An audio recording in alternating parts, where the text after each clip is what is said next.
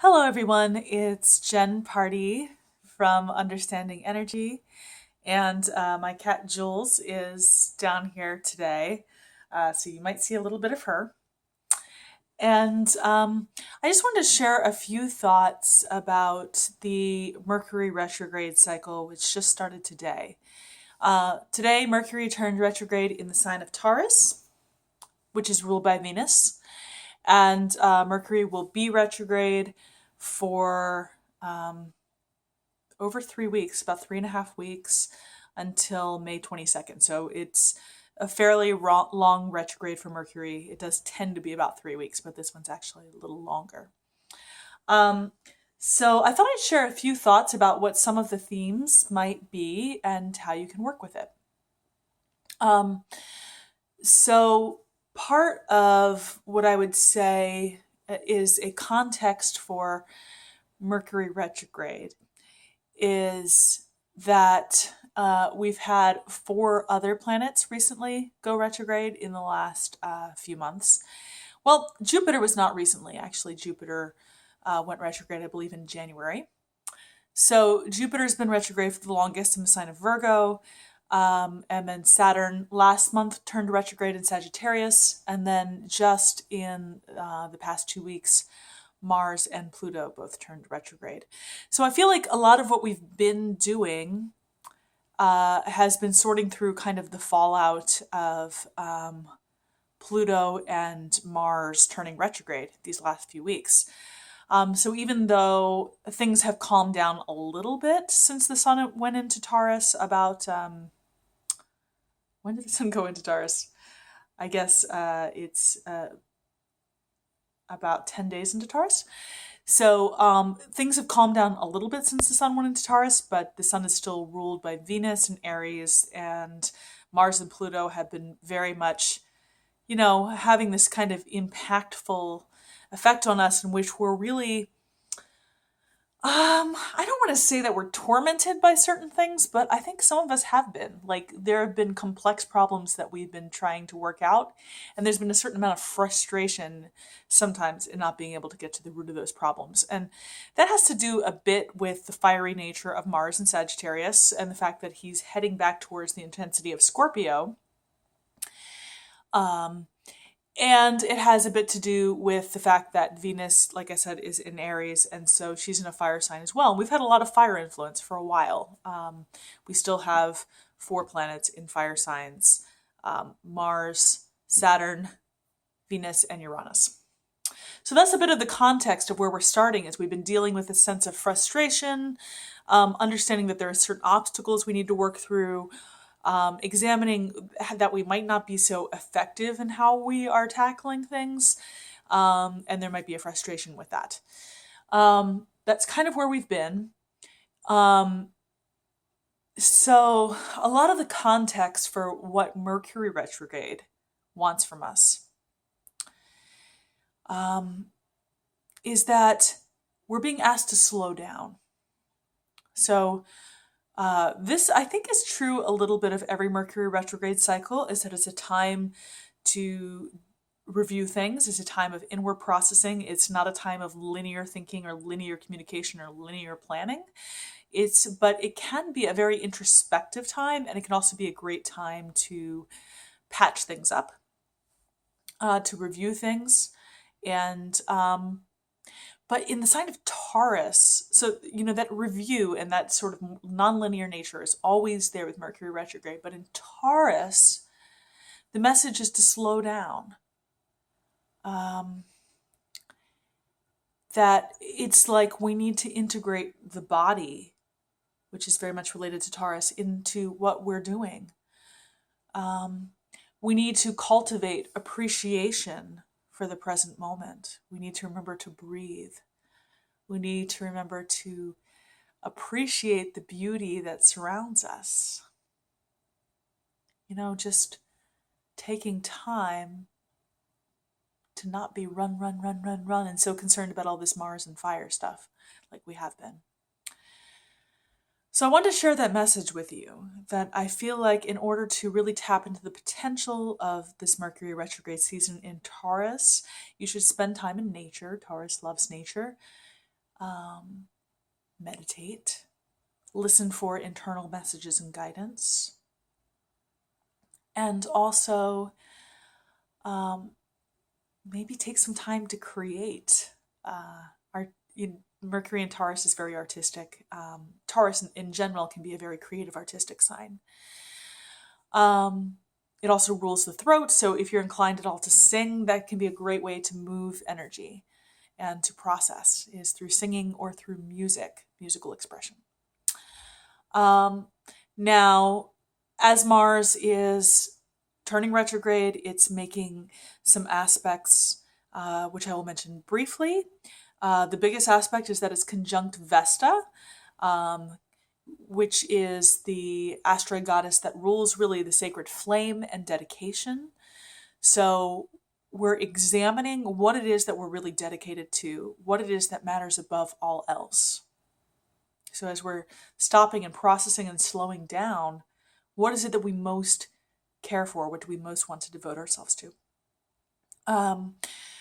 Mars is also tightly sextile Chiron, the wounded healer. And so we are, energetically, Chiron's in Pisces. Energetically, we are quite sensitized to our environments right now.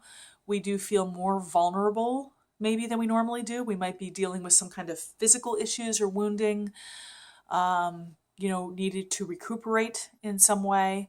And again, Pisces is another sign that really can do well with meditation, with energetic healing, with communicating with the divine. These are encouragements to engage in these kinds of practices to help yourself mend and recuperate. Mercury is semi-sextile Uranus. It's not as tight as the other two aspects, but there has been some elements of shock and kind of being jolted. Also semi-sextile Eris more tightly, goddess of discord. So, again, another reason we have to slow down and sort through things is because we're feeling competing elements in our psyches right now. And we need to acknowledge the different forces within us and then come back to, again, what are we most dedicated to? And lastly, not Mars. Mercury is sesquiquadrate Mars. So that speaks to the frustration that I spoke of in terms of how do we act, feeling frustrated with or irritated with certain things that aren't going the way we would like, needing to deal with our own irritation, needing to slow down in order to process how to act more efficiently or effectively. So another thing that's happening that really affects this Mercury retrograde cycle and the context of it is that we have no planets in air signs right now. And this has off and on been the case for some time. But the moon will soon be going into Aquarius tomorrow. So we'll get a little taste of air there. And the moon does occasionally cycle through the air signs, so that's helpful. And by the time we're finishing up the Mercury retrograde cycle, the sun will actually just have entered Gemini and Vesta will enter Gemini. So I feel like once we reach May 22nd, some of our questions about what do I do and how do I bring this into interaction with other people, it'll be easier to have these communications with other people and to begin experimenting with new ways of being. But right now, we're meant to slow down. And another factor is Venus is in Aries currently, as I mentioned. She's not entirely happy in Aries because she's ruled by Mars, and this is that frustrated Mars in Sag that went retrograde recently. So the good news, the really, really good news, is that Venus is entering her home sign of Taurus and joining Mercury and joining the Sun tomorrow night. So that is wonderful because I feel like we're going to have a much easier time orienting ourselves to our own values, taking time to slow down, taking time to appreciate, taking time to create and savor our experience when Venus is in Taurus because she loves to savor her experience. She really is a goddess of pleasure in Taurus. So we're considering our values. We're considering maybe how we spend our money.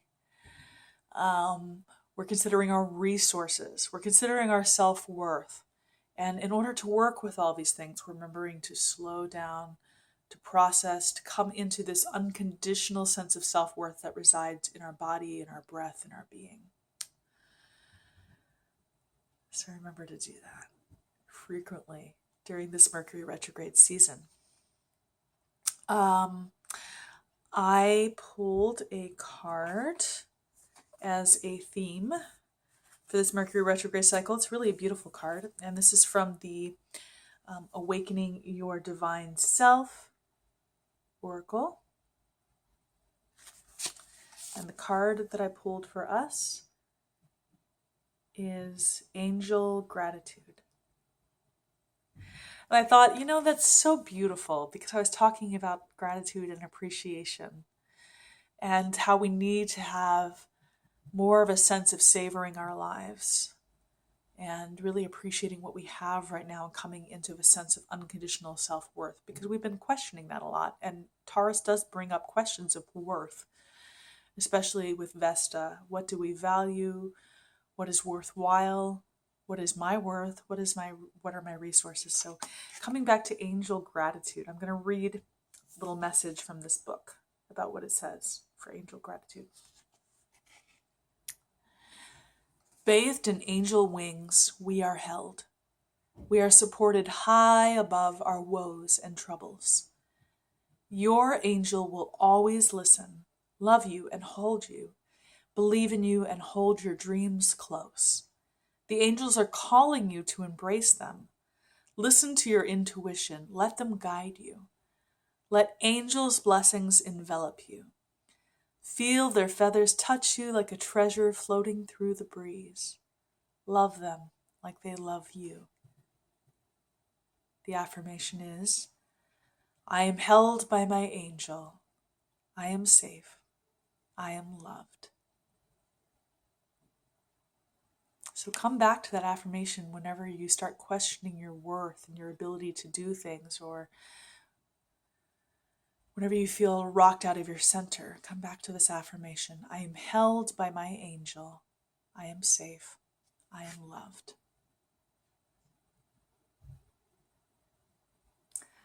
So some of the prime messages of this Mercury retrograde really does have to do with worth, with value, with slowing down. A few other things I failed to mention, though, that I want to mention is that sometimes with the Taurus energy, there are certain things that we have been avoiding, because it's not always the fastest energy to process things. So slow down, but also take time to catch up with the people that matter, with the tasks that matter, with things that will help you to ground and feel more centered in your life. This is a time to do that. Retrograde season, these 5 planets being retrograde, is actually a wonderful opportunity to process, to go back through things, and to catch up with your life. If you, like me, feel behind sometimes. I'm someone with 4 planets in Taurus, so I have that feeling a lot. That was one note. And then the other thing I wanted to mention is that Jupiter will turn direct in a week and a half.